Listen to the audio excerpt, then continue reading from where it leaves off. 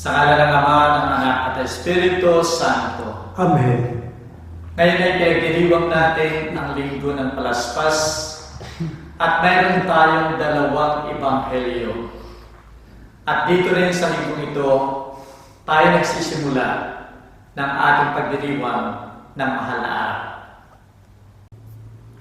Sumayin niyo ang Panginoon. At sumayo rin.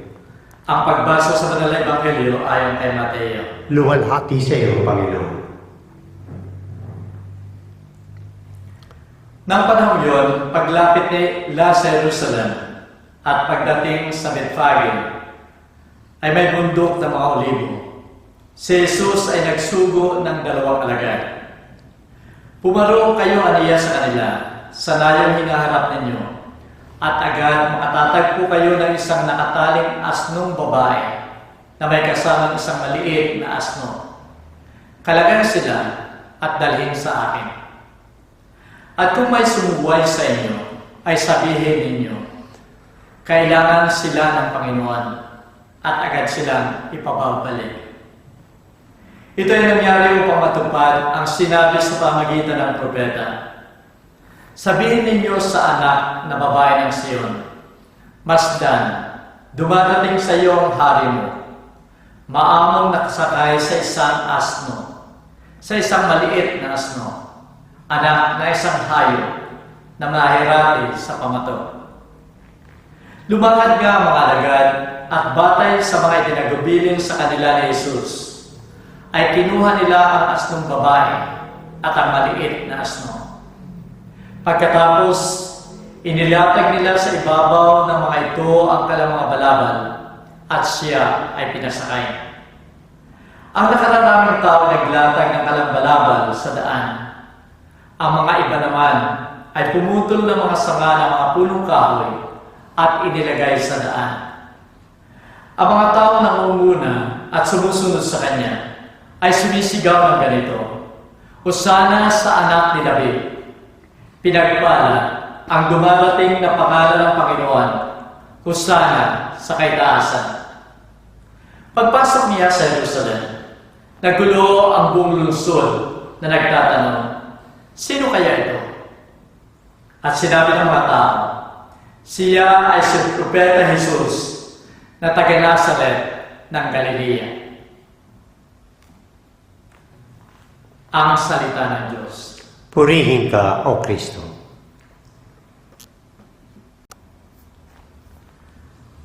Pagbasa ng pasyon ng Panginoong Jesucristo ayon kay Mateo. Si Jesus sa harap ni Pilato. Si Jesus ay niharap kay Poncio Pilato na nagtanong sa kanya ng ganito, Ikaw ba ang hari ng mga Hudyo? Winikan ni Jesus, sinasabi mo. Samantalang isinasakdal siya ng mga punong pare at ang mga matatanda, ay hindi siya sumasagot. Kaya tinanong siya ni Pilato, hindi mo ba naririnig ang mga bagay na pinagsusumbong nila laban sa iyo?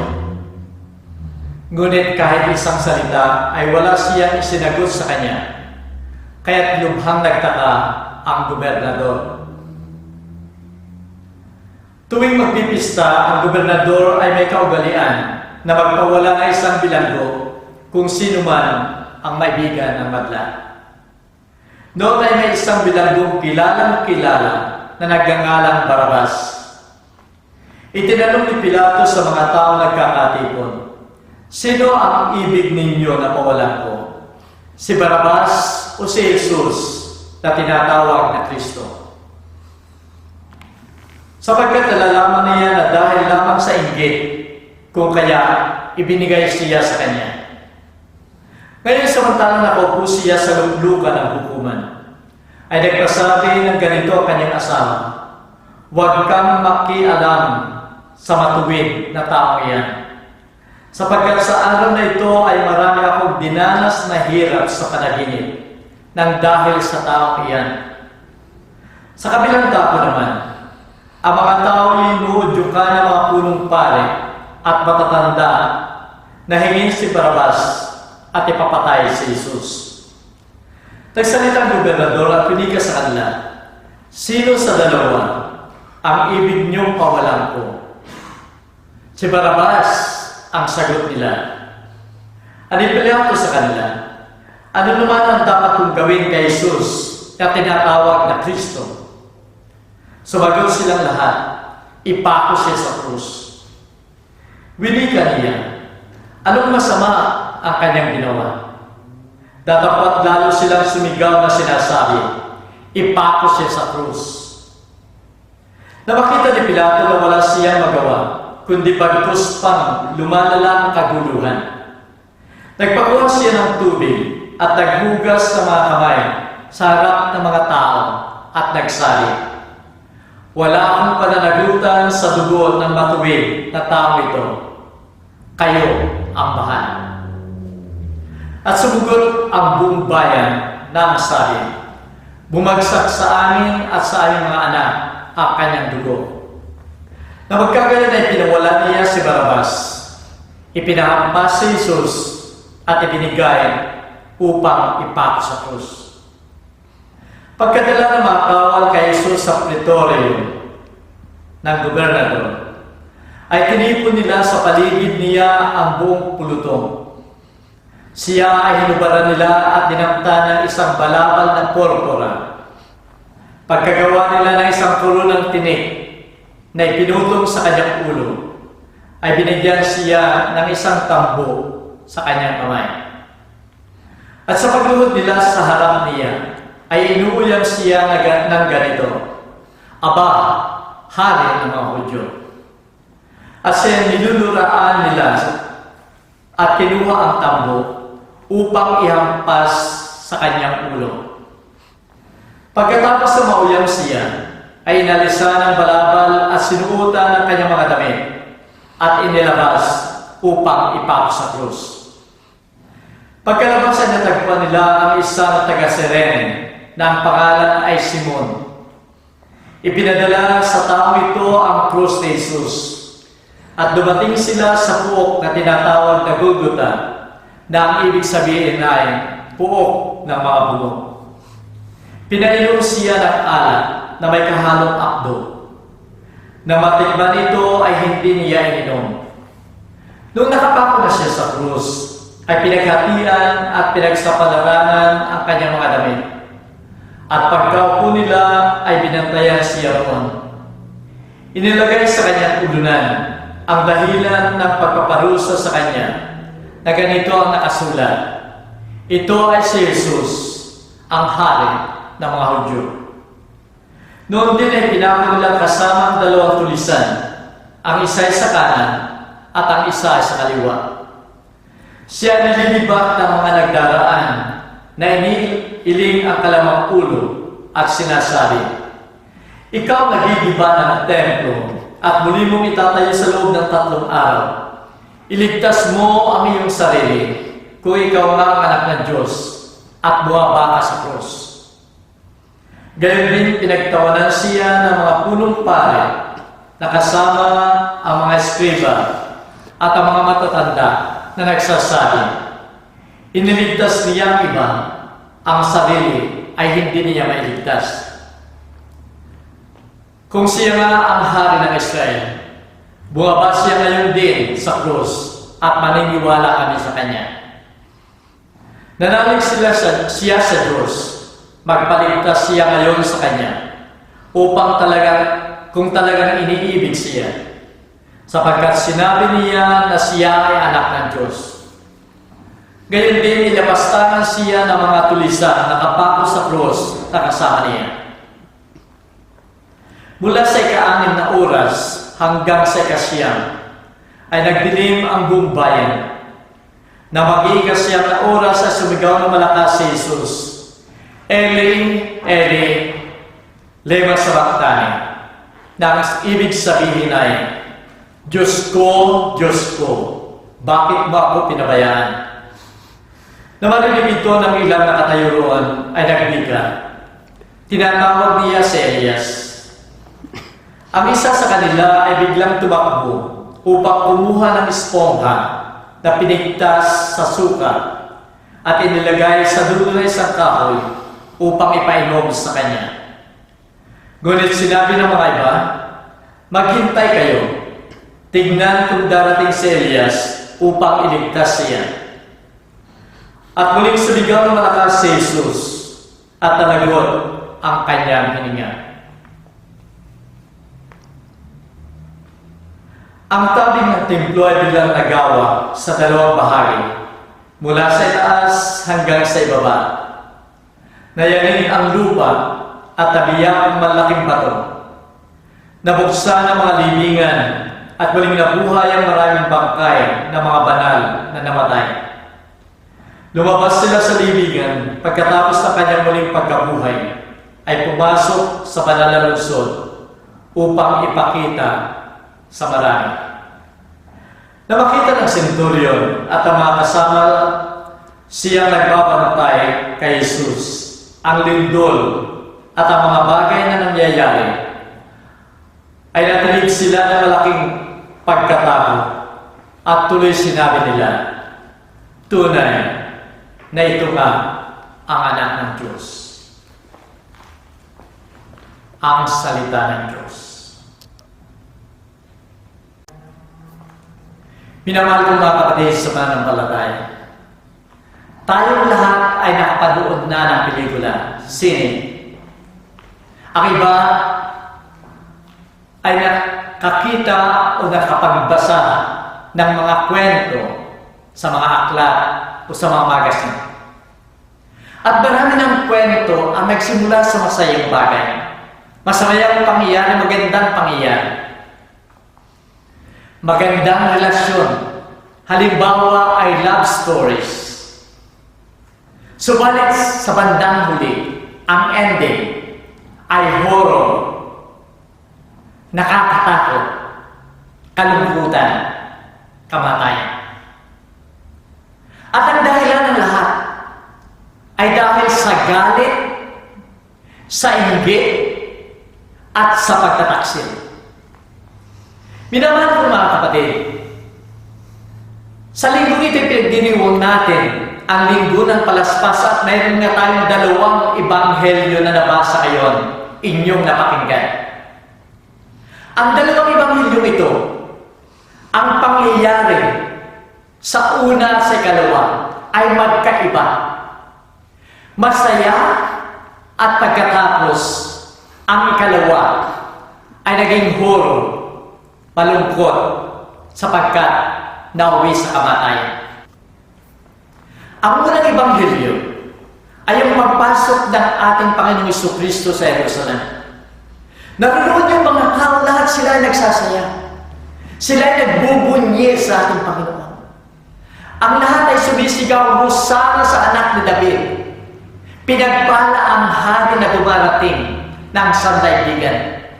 Naroon ka ng pagpupuri. Naroon ka ng pagsamba. Itong pagdiriwang na ito, itong kasayang ito ay katulad ng pagdiriwang ng pagdating ng isang hari. Isang hari na nagtagumpay sa digmaan. At dito ay pinagbubunyi siya dahil siya ay naging sikat at tanyag dahil sa kanyang kapanalunan sa digmaan.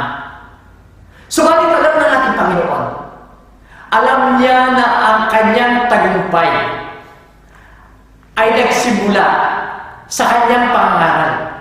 Ang kanyang pagiging hari at katanyagan ay sa kanyang pangaral, pagpapagaling ng mga may sakit, pagtulong doon sa mga mahirap at inapi, paggawa ng mga himala. Subalit alam din niya na ang lahat ng kahihinatnan ng lahat ng ito ay ang kanyang paghihirap, kamatayan sa krus. Ito ay napakalaking pagkakaiba, minamahal ko mga kapatid, sa hari ng mga daigdig. Sa hari ng daigdig na ito. Sapagkat ang hari na nanalo ay lalong nadadagdagan ang kanyang kapangyarihan. Nadadagdagan ang kanyang katanyagan. Nadadagdagan ang kanyang kayamanan. At patuloy siya sa kanyang kapangyarihan. Subalit ang ating Panginoon, alam natin na ang lahat ay mauwi sa kanyang kamatayan. Ang ikalawang ebanghelyo ay dito nga nauwi sa ibang pangyayari. Naging horror. naging nakakatakot, nakakalungkot sapagkat may kamatayan. Sapagkat yung mga tao na halos sila rin yung nasa unang ebanghelyo na nagpupuri sa ating Panginoon, sumisigaw na hosana pinagpala ang hari na dumarating, ay nagawa ng paraan upang sila ay bumaliktad, bumalimbing at magtaksil sa ating Panginoon at baguhin yung kanilang paniniwala at sumisigaw na sila, ipako siya sa krus. Minamahal ko mga kapatid, sa linggong ito ng linggo ng palaspas, ay simulan natin ang ating pagninilay sa mahal na araw sa pamamagitan ng pakikiisa natin sa pasyon ng ating Panginoon. Tingnan natin, pag-aralan natin ang pangyayaring nagbigay sa atin ng ating kaligtasan. Tingnan natin yung mga taong involved kasama sa mga pangyayari. Huwag natin tularan ang kalamang pagkakamali at kasalanan, kundi tayo dito mag-aral upang tayo maging tapat sa ating Panginoon hanggang sa kamatayan. Una, tingnan natin ang pagtataksil ni Judas dahil sa kanyang maling expectation, maling paniniwala kay Jesus. Nakakala niya sa kanyang pagsunod sa ating Panginoon, ang ating Panginoong Jesucristo ay siyang leader na magbibigay sa kanila ng kalayaan mula sa kalaban, magbibigay ng kaginhawahan at kayamanan. Subalit kabaliktaran ang lahat ng mapakinggan niya na siya ay pahihirapan at siya ay mamamatay, subalit muling mabubuhay sa ikatatlong araw. Minamahal kong mga kapatid, sa panahon ito ng mahal na araw, samahan natin si Jesus sa pagpasok niya sa Jerusalem. Simulan natin sa pamagitan ng pagbubunyi, pagsasaya, tanda ng ating pagmamahal, pananampalataya, at pagsamba sa ating Panginoon. Papapalag na tayo, sapagkat hindi tayo katulad ng mga taong naroon noon sa Jerusalem. Sapagkat tayo alam natin na ang pagpasok ni Jesus sa Jerusalem, ang tanda ng kanyang tagumpay ay sa pamamagitan ng pag-aalay niya ngayon ng kanyang sarili sa krus.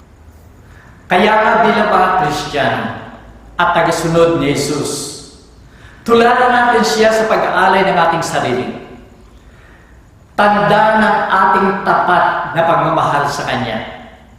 Sapagkat sa paraan lamang ito ng pag-aalay ng sarili, tayo ay mamamatay sa ating pagkamakasarili. At sa pamamagitan din ng pag-aalay na ito, tanda ng ating pagmamahal, tanda ng ating katapatan, tanda ng ating pananampalataya, tayo ay makakasama sa masaya at ganap na tagumpay ni Jesus. Muli ay nanayahap mo, lalo na yung mga naririto at nakatira sa Sydney, natingnan yung announcement, yung schedule ng mahal na araw, mga activities sa mahal na araw. At kung may panahon kayo, gumawa kayo ng panahon para makiisa sa mga activities na ito upang maramdaman natin ang mahal na araw dito sa Australia. Sumayin niyo ang Panginoon. At sumayin rin. Minamahal ng mga kapatid, kayo nagsisimula ang mahal na araw. Sikapin natin na gawin ang manalangin, ang magnilay, upang sa gayon masamahan natin ang ating Panginoon sa kanyang paghihirap, kamatayan, at makasama rin tayo sa kanyang muling pagkabuhay. At kaway pagpalain kayo ng mga pangyarihan ng Diyos, Ama, Anak, at Espiritu Santo. Amen. Kumain tayo papayama. Salamat sa Diyos.